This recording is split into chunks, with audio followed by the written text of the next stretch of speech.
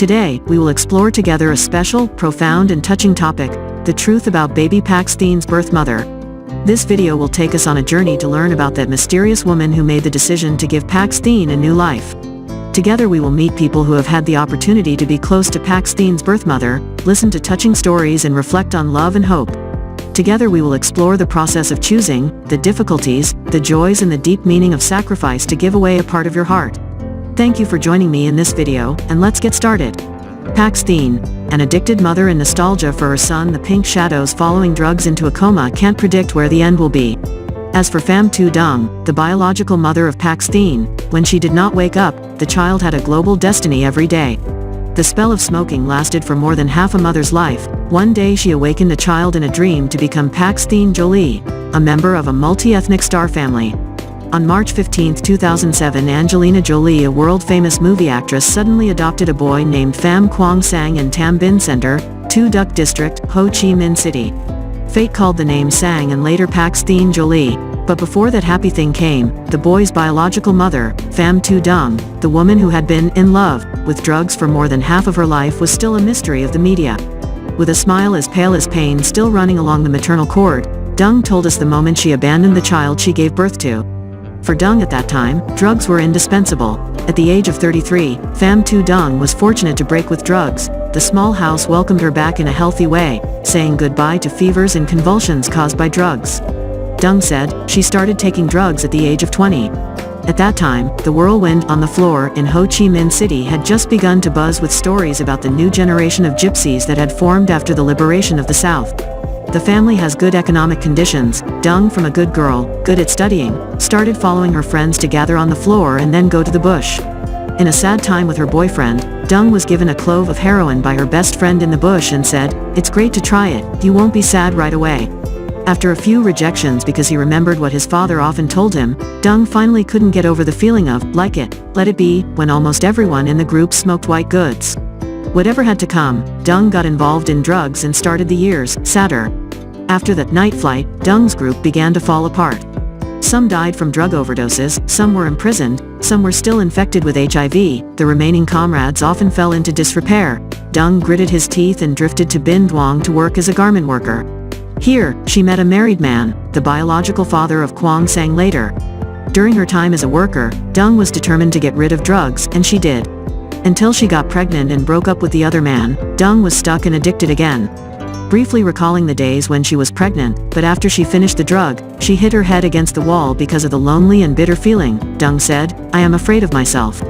Until a few minutes before giving birth, Dung still had time to ask her friend to help buy a shrimp to enter, because of the pain caused by the drug. On the night of November 29, 2004, the baby was born and became an orphan 2 days later due to being abandoned. Fortunately, Dung was able to name her child Pham Quang Sang, a name derived from Dung's affection for the writer of the story Ivory Comb that she had read. Fate smiles. After Dung abandoned her child at Thu Du Maternity Hospital, the baby was taken to Tam Bin Orphanage Center. For her part, she was also brought home by her sister and continued to experience drug addiction. At this time, her family was almost exhausted after years of messing around. "Perhaps my whole life I will be insulting myself if not for the day Jolie comes to Vietnam. I can't afford to take care of my children and I'm not confident enough to be a mother," Dung shared. Even the fact that her father signed the consent form to adopt on her behalf, Dung did not know. At that time, she went to Nha Trang to rebuild a new life, determined to quit drugs. Meanwhile, after going to Vietnam to seek adoption on November 23, 2006, Angelina Jolie returned with her adopted children Maddox and Zahara at 2050 on March 14, 2007. Her trip is an important milestone for today's multiracial family, and more than that, Pham Quang Sang's life officially turns a new page. The very next morning, she was at Tam Bin Center.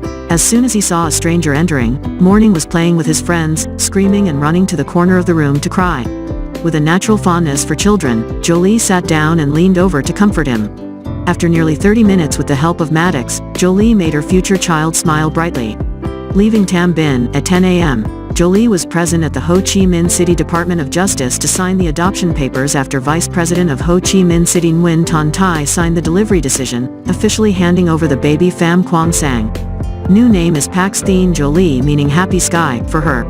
On March 21, 2007, Jolie and her 3 adopted children, Maddox, Zahara and Pax Thien Jolie, took off from Noi Bai International Airport, Hanoi, to the U.S.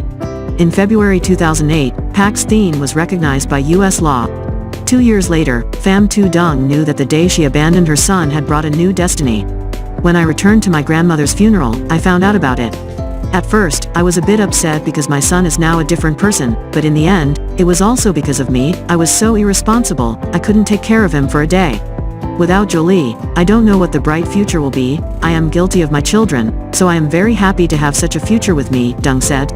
Pax Thien's biological mother denies rumors of asking for children from Angelina Jolie. Ms. Pham Thu Dung and her father, Mr. Pham Quang, affirmed that the whole family always watched Pax Thien's life and never intended to reclaim the boy, as published by foreign news sites. We cannot understand why there is such incorrect information, Quang said. Thu Dung shared that she always wanted Pax Thien to have a good life. Ms. Lean said that she herself and many nannies here grew up from orphanages and orphanages. They volunteered to work at the center. Therefore, it is completely natural that the girls take care of the children here with the true love of a mother. Although after this, Sang was completely free from malnutrition and scabies, with a bright and cute face, but for a long time he did not attract anyone's attention, and was not adopted by anyone. Even the center introduced the baby to many people, but no one accepted. Partly because Sang's physique compared to other children in the center is just normal, while many other children are fat, healthy, and much more active. In the morning, he spoke very well, but rarely spoke. When asked where he was, he said it. The mothers here all love Sang because he is intelligent and likes to explore alone. Sometimes all day, I hold the toy and research. Director Nguyen Van Trung said that Sang's integration with the new family of Mr. and Mrs. Smith had been prepared a month in advance.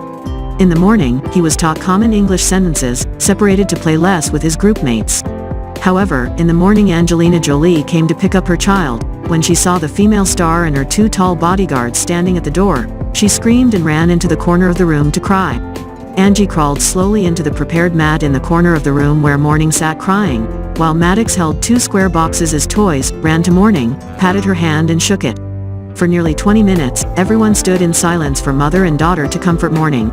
In the morning Jolie is very wary, but with Maddox she is especially interested. Mr. Center said, in the 32 years since its establishment, Tam Bin has sent off more than 1,000 children for adoption, but this is the first time that the delivery of children has caused stress for all employees here. On the day Angelina received the child, her bodyguard suggested to go and return by the back gate, but the center did not agree because they wanted to let the other children in mourning not be too impressed by the difference. Angie nodded in agreement. It was she who asked everyone in the photo center to capture the last moments of mourning in the place where she once raised her. There were previous child-giving sessions. The nannies shed tears because of the HIV-infected baby that the adoptive parents still accepted. In the morning's case, no one cried, but everyone saw that I was very lucky. When I heard that the U.S. Embassy accepted to grant me a visa, from the director to the staff here were all excited. Everyone was impressed in his 2 encounters with the sexiest woman in the world. He exclaimed, "Too simple, quiet." When Brad Pitt and Angelina first came to Tam Bin, she went to the room to visit children with cerebral palsy. Brad stood at the door afraid to enter, but Angie approached the children's beds, who had large heads, and put on a prosthetic to stroke them. At that time, the actress looked very contemplative. She asked about the children's eating and drinking, then blew bubbles and played word puzzles with the children very enthusiastically.